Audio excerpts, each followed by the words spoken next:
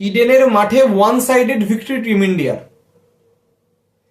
ইডেনে আজকে প্রথম টি-20 ম্যাচে কোনো একটা মোমেন্টে মনে হয়নি যে ইংল্যান্ড দল ম্যাচে রয়েছে। প্রথমে টস জেতে সূর্যকুমার তিনি টস জিতে বোলিং করার সিদ্ধান্ত নেন। ইংল্যান্ড প্রথমে ব্যাটিং করে 20 ওভার 132 রানে অল আউট।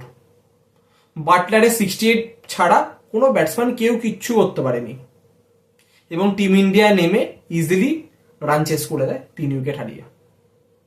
এবং সেইখানে আরোই রান চেসটাকে ইজি করে দেয় Abhishek Sharma.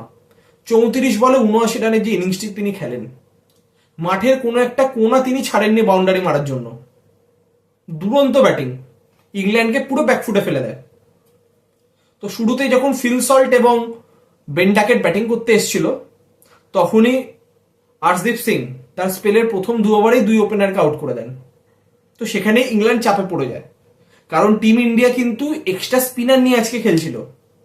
Team India playing 11 কিরকম ছিল?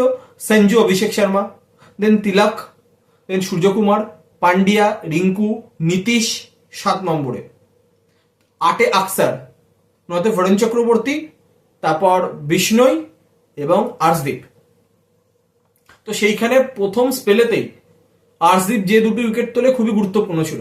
তারপর একে একে উইকেট পড়তে থাকে। ক্যাপ্টেন বাটলার নিজের মতো করে চেষ্টা করেন, দুরন্ত ইনিংস খেলেন, কিন্তু সেটা এনাফ ছিল না। টিম ইন্ডিয়ার হয়ে 2টি করে উইকেট পান পান্ডিয়া, আকসার এবং আর্শদীপ, এবং 3টি উইকেট পান বরুণ চক্রবর্তী এবং 1টি রান আউট। তো 20 ওভার 132 রানে অল আউট হয়ে যায় ইংল্যান্ড।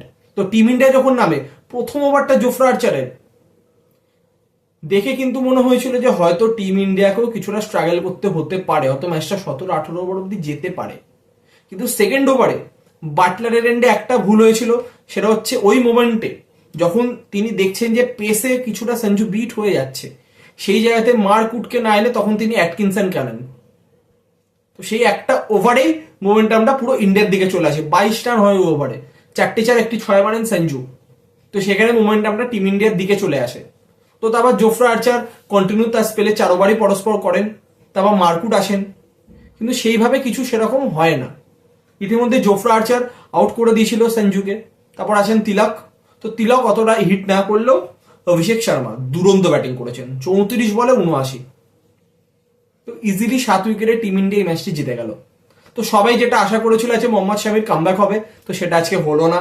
হয়তো নেক্সট ম্যাচেও নাও হতে পারে। তার কারণ হচ্ছে 5 ম্যাচের টি-20 সিরিজে 5টা ম্যাচ শামি খেলবেন, এটা কনফার্ম। 2টো ম্যাচ কি 3টে ম্যাচ খেলবে, কারণ তারপর ওয়ানডে সিরিজ, তারপর চ্যাম্পিয়ন্স ট্রফি।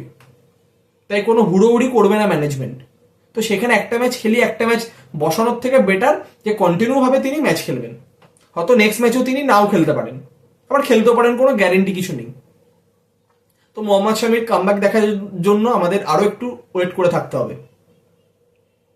তো টিম ইন্ডিয়া অতি অবশ্যই চাইবে আজকের ম্যাচের যে মোমেন্টামটাকে অতি অবশ্যই যাতে সেকেন্ড ম্যাচে ধরে রেখে সেকেন্ড ম্যাচ জিতে এই সিরিজে 2-0 ব্যবধানে লিড করতে। এবং উল্টো দিকে ইংল্যান্ড দল চাইবে আজকের টোটাল যে ব্যাটিং কোলাপস, তারপর বোলাররাও সেরকম ভাবে বলিং করতে পারেনি, তো নিজেদের অলরাউন্ড পারফরমেন্সকে কিভাবে রেকটিফাই করা যায় নেক্সট ম্যাচের জন্য। তারা অবশ্যই চাইবে নেক্সট ম্যাচে ভালোভাবে কামব্যাক করে টিম ইন্ডিয়াকে হারিয়ে যাতে তারা এই সিরিজকে 1-1 করতে পারে। তো এই ছিল আজকের ম্যাচের ডিটেলস আপডেট। তো অতি অবশ্যই আজকে আমি মাঠে গেছিলাম খেলা দেখতে। তো সেখানকার বিভিন্ন মুহূর্ত আমি ভিডিও করে এনেছি, যা আমার ফেসবুক পেজে আর ইউটিউব চ্যানেলে আপলোড করা হবে। তো সেইগুলো দেখতে অতি অবশ্যই পেজটিকে ফলো করে রাখবেন এবং চ্যানেলটিকে সাবস্ক্রাইব করে রাখবেন। তো আজকের মতো এতটাই, আবার দেখা হবে কোনো নতুন ভিডিওতে। তো ততক্ষণ ভালো থাকবেন, ধন্যবাদ।